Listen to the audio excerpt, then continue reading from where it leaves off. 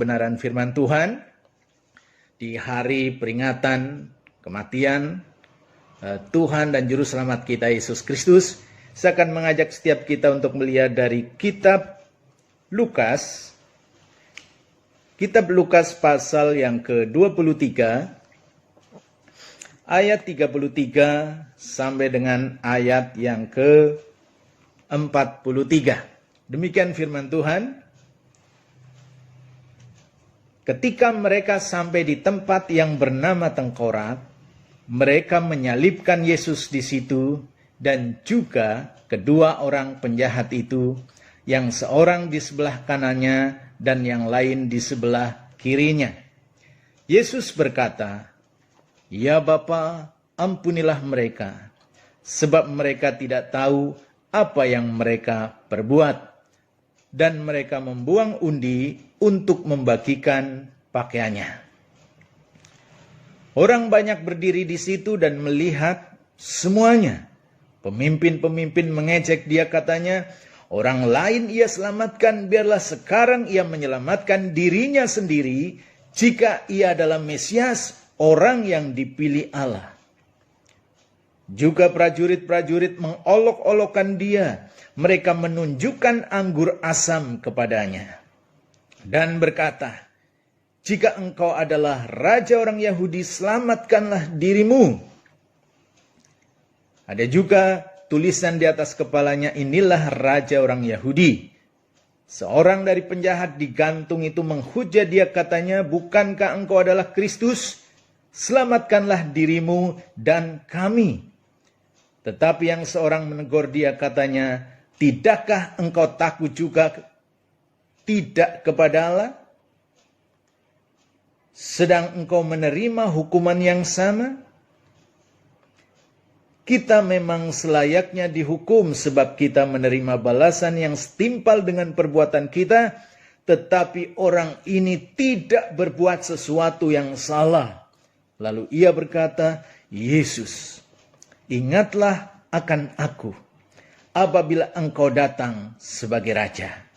Kata Yesus kepadanya, "Aku berkata kepadamu, sesungguhnya hari ini juga engkau akan ada bersama-sama dengan aku di dalam Firdaus." Bapak, Ibu, dan saudara sekalian yang dikasihi oleh Tuhan, kita melihat di sini bahwa ada 3 pribadi yang disalib. Pertama, Tuhan Yesus, dan yang kedua adalah penjahat. Nah, 3 pribadi yang disalib ini nanti kita akan melihat di situ ada 3 jenis kematian. Yang pertama, Yesus adalah mati untuk menebus dosa. Yesus mati untuk menebus dosa manusia, bahkan dosa dunia ini. Yesus disalib karena dosa kita, karena dosa manusia. Dan yang kedua, 2 penjahat itu, mereka disalib karena berbuat dosa. Sehingga mereka dikatakan sebagai penjahat. Penjahat yang betul-betul jahat. Penjahat kelas kakap, sehingga sampai mereka dihukum dengan salib. Sementara Yesus disalib karena dituduh, dianggap menghujat Allah, dianggap, dituduh sebagai penjahat, sehingga disamakan dengan penjahat, disalib. Padahal Yesus disalib justru sebaliknya. Untuk apa? Untuk menebus dan menyelamatkan orang-orang jahat. Nah, di sini kita melihat 3 pribadi ini. Yesus mati untuk menebus dosa.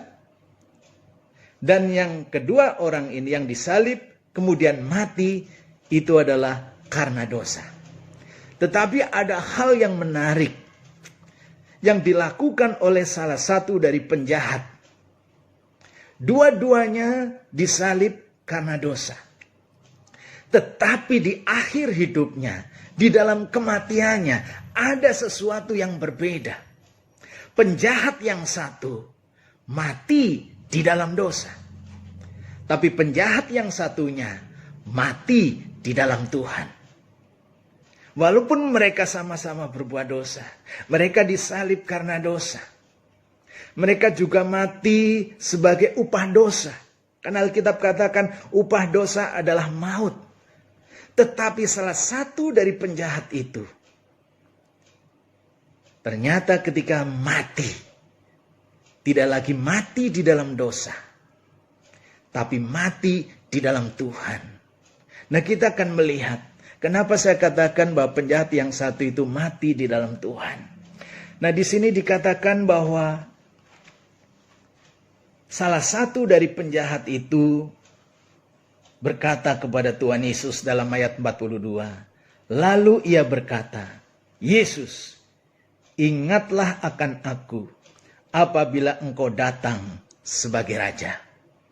Lalu di dalam Lukas 23 ayat 43 ini Tuhan Yesus menjawab.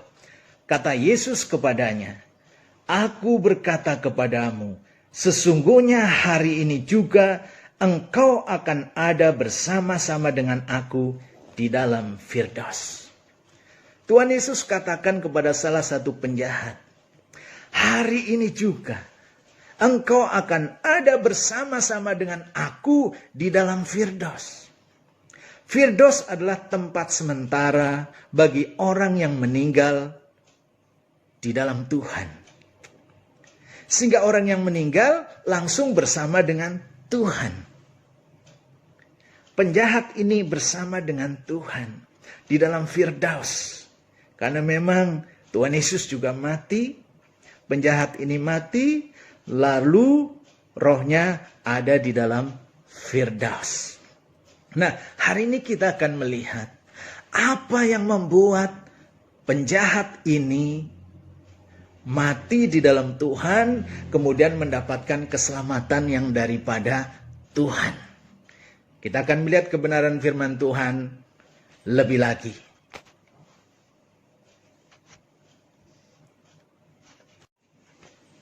Jadi Bapak Ibu yang dikasihi oleh Tuhan. Nah, kita akan melihat apa yang membuat penjahat ini akhirnya diterima oleh Tuhan. Akhirnya bisa diselamatkan oleh Tuhan. Padahal dia belum melakukan kebaikan, belum melakukan perbuatan baik. Tapi kenapa ketika dia mati, dia diselamatkan dan tinggal bersama-sama dengan Tuhan Yesus. Jadi meskipun dia hidupnya dalam dosa, tetapi di akhir hidupnya dia diselamatkan. Kenapa? Karena selagi dia masih hidup, apa yang dia lakukan? Selagi dia masih bernafas, apa yang dia lakukan? Yang dia lakukan yang pertama adalah di situ dikatakan ayat yang ke-40 dalam Lukas 23. Tetapi yang seorang menegur dia katanya, tidakkah engkau takut? Jadi penjahat ini menegur temannya.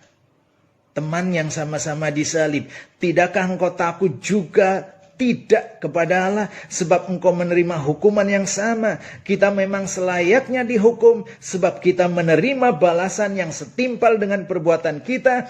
Tetapi orang ini, maksudnya Yesus Kristus, tidak berbuat sesuatu yang salah. Apa yang membuat orang ini akhirnya diterima sama Tuhan? Yang pertama, orang ini mengakui kesalahannya. Orang ini menyadari kesalahannya.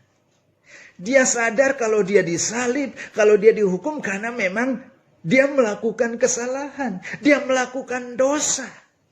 Artinya dia mengakui dosanya, dia mengakui kesalahannya, dia mengakui perbuatannya bahwa dirinya itu bersalah dan layak menerima hukuman. Jadi Bapak Ibu dan saudara sekalian yang dikasihi oleh Tuhan, inilah keajaiban kasih Tuhan bagi setiap kita. Apapun masa lalu kita, apapun dosa kita di masa lalu, apapun kesalahan kita di masa lalu, kalau kita mau mengakui kesalahan kita, mengakui dosa kita, kemudian kita minta ampun sama Tuhan, Tuhan selalu membuka pintu pengampunan. Tuhan selalu membuka pintu maaf bagi setiap orang yang mau menyadari salah dan dosanya. Di dalam 1 Yohanes 1 ayat 9 di sana dikatakan, jikalau kita mengaku dosa kita. Saya akan bacakan 1 Yohanes 1 ayat yang ke-9, demikian firman Tuhan. 1 Yohanes 1 ayat yang ke-9.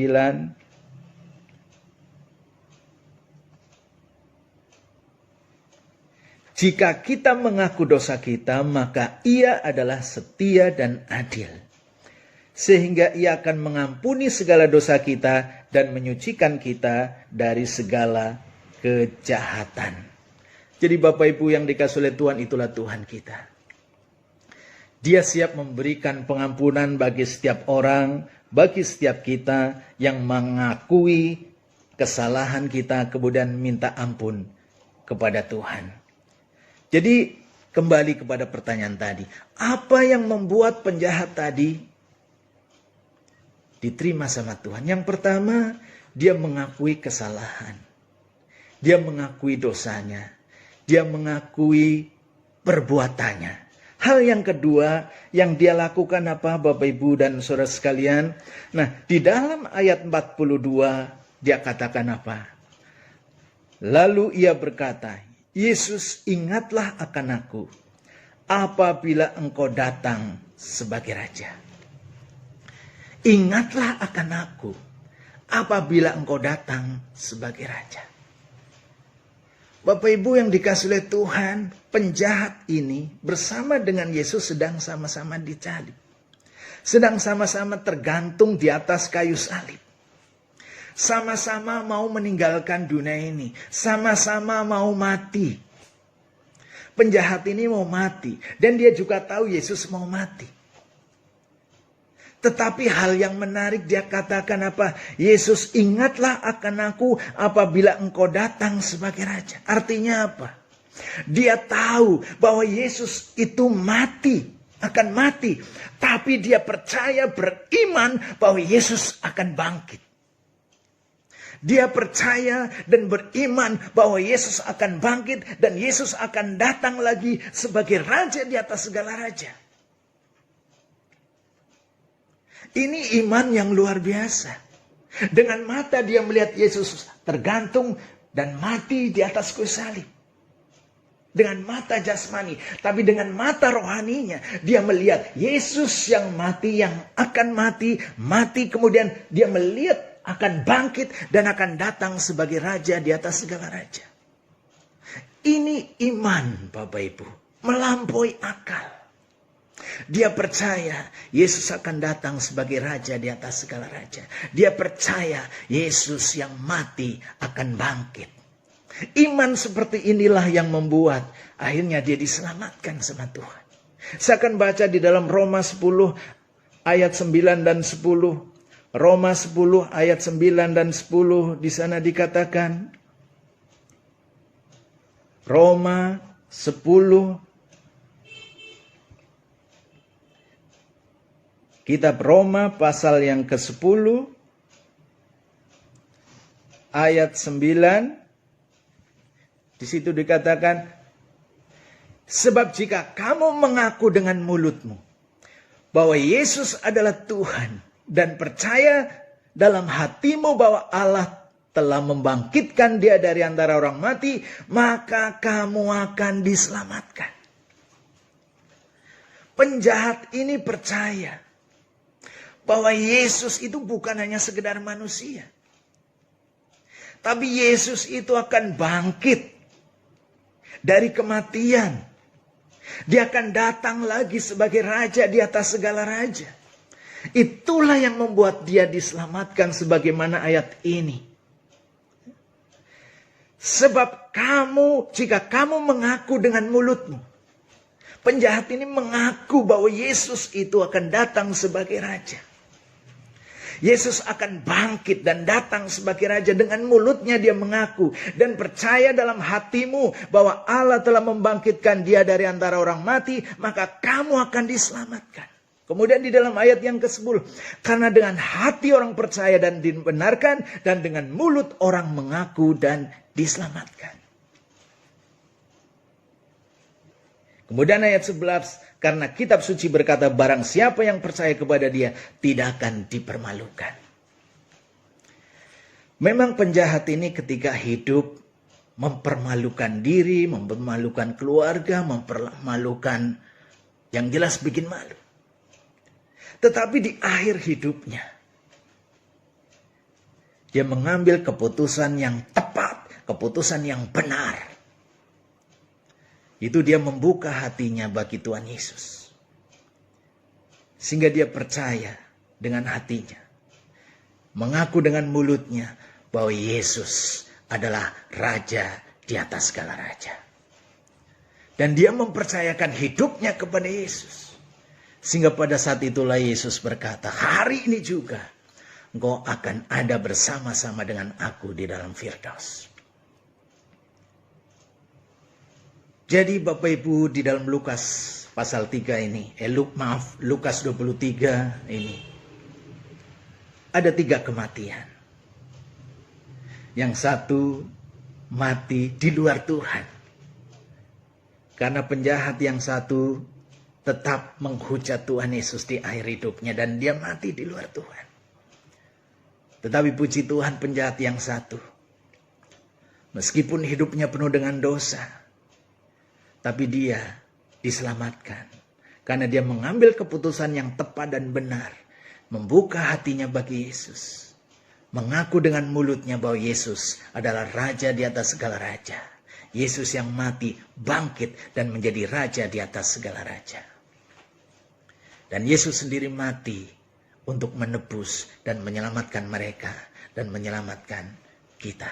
Mungkin ada yang pertama, kenapa orang penjahat ini kok belum melakukan kebaikan, kok tetap diterima sama Tuhan? Belum berbuat baik sama sekali, sepanjang hidupnya selalu berbuat jahat. Kenapa dia diterima sama Tuhan? Ingat Bapak Ibu, keselamatan.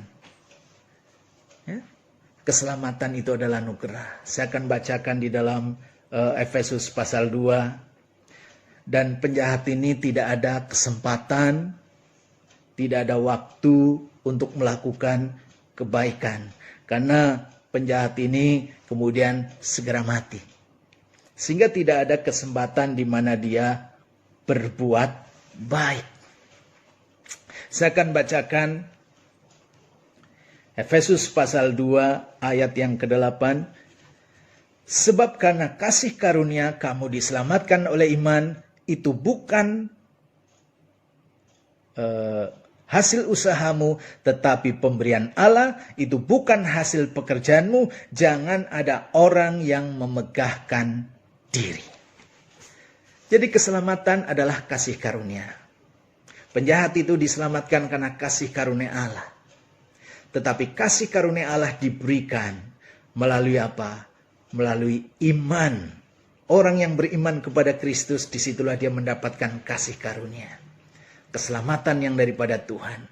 Meskipun orang itu belum sempat berbuat baik. Tetapi ingat, bagi kita, ingat Bapak Ibu, bagi kita yang masih punya kesempatan untuk berbuat baik. Bagi kita yang masih punya kesempatan untuk melakukan kebaikan, maka kita harus menggunakan kesempatan itu. Karena melakukan kebaikan itu juga merupakan bukti bahwa kita adalah orang yang sudah diselamatkan. Saya akan bacakan dalam Efesus pasal 2 ayat yang ke-10. Karena kita ini buatan Allah, diciptakan dalam Kristus Yesus untuk melakukan pekerjaan baik yang dipersiapkan Allah sebelumnya. Ia mau supaya kita hidup di dalamnya. Jadi Bapak Ibu dan saudara sekalian, bagi kita yang masih hidup, Tuhan sudah menyelamatkan kita. Supaya apa? Supaya kita melakukan kebaikan. Supaya kita berbuat baik. Supaya kita menjadi garam dan terang bagi dunia ini. Di dalam Kisah Rasul 1 ayat 8, di sana Tuhan Yesus mengatakan, kalau Roh Kudus turun ke atas kamu, maka kamu akan menjadi saksiku di Yerusalem, Yudea, Samaria, sampai ke ujung bumi. Kalau Roh Kudus turun ke atas kamu, kita tahu Bapak Ibu, Roh Kudus sudah turun ke atas hidup kita. Roh Kudus sudah ada dalam hidup kita. Dan Alkitab mengatakan kita sudah menjadi bait Roh Kudus. Ketika Roh Kudus turun dalam hidup kita, berarti apa? Kisah Rasul 1 ayat 8, kita memiliki apa? Kuasa. Di sana dikatakan, kalau Roh Kudus turun ke atas kamu, kamu akan menerima kuasa, menerima dunamos, menerima power, menerima kekuatan Allah diberikan kepada kita. Untuk apa? Untuk menjadi saksi Kristus. Mulai dari mana? Yerusalem. Yerusalem berbicara mengenai tempat di mana kita tinggal. Yudea, tempat yang lebih luas lagi. Mungkin keluarga besar kita, saudara seiman kita. Samaria, itu orang yang di luar Tuhan dan sampai ke ujung bumi. Tuhan memberikan kepada kita Roh Kudus supaya kita punya kuasa. Dan dengan kuasa itu kita bisa menjadi saksi. Tuhan berikan kepada kita kuasa. Bukan hanya kuasa, tapi juga eksosia, otoritas. Jadi Bapak Ibu yang dikasih oleh Tuhan, kita bisa melakukan kebaikan dengan kuasa yang Tuhan berikan pada kita, dengan dunamos yang Tuhan berikan pada kita. Kita bisa melakukan kebaikan dalam skala yang kecil. Kita juga bisa melakukan kebaikan dengan melakukan perkara-perkara yang bersifat mujizat, yang bersifat ajaib. Kenapa? Karena dunamos itu sudah diberikan kepada kita. Mari kita mulai membuka telinga, membuka mata kita. Kita bisa menyatakan kasih kita mungkin di lingkungan kita. Ada orang yang di PHK. Tidak bisa kerja sementara makan harus jalan terus. Mari kita ingat mereka. Mungkin kita bisa memberikan beras walaupun mungkin 1 kilo. Kita bisa memberikan Indomie atau minyak. Itu adalah kebaikan yang Tuhan mau kita lakukan di hari-hari ini. Kita tahu sekarang bangsa kita sedang menghadapi masalah, menghadapi problem. Masyarakat kita sedang menghadapi masalah. Inilah kesempatan kita melakukan kebaikan. Kita melakukan kuasa Tuhan. Kita harus banyak berdoa dengan kuasa Tuhan. Selain melakukan kebaikan buat sesama, kita juga bisa terus berdoa dengan apa? Kuasa Allah. Berdoa dengan power Allah. Berdoa dengan otoritas Allah. Biarlah kebenaran ini boleh menjadi perenungan bagi setiap kita. Tuhan memberkati.